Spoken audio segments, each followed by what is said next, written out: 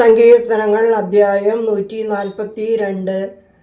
ദൈവമേ, നിന്റെ വേദപ്രമാണത്തിൽ അടങ്ങിയിരിക്കുന്ന അത്ഭുത കാര്യങ്ങളെ കാണുവാൻ എൻ്റെ ഉൾക്കണ്ണുകളെ പ്രകാശിപ്പിക്കണമേ. ആമീൻ. കർത്താവേ, എൻ്റെ പ്രാർത്ഥന കേട്ട് എൻ്റെ അപേക്ഷ ശ്രദ്ധിക്കണമേ. നിന്റെ വചനപ്രകാരവും നിന്റെ നീതി പ്രകാരവും എന്നോട് ഉത്തരമരുളണമേ.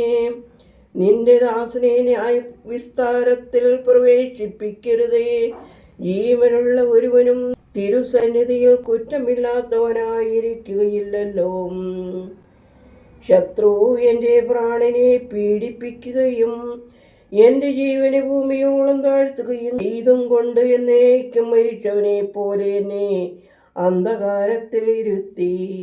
ഞാൻ മനോവ്യസനത്തിലായി എൻ്റെ ഹൃദയം ചഞ്ചലപ്പെടുകയും ചെയ്തു.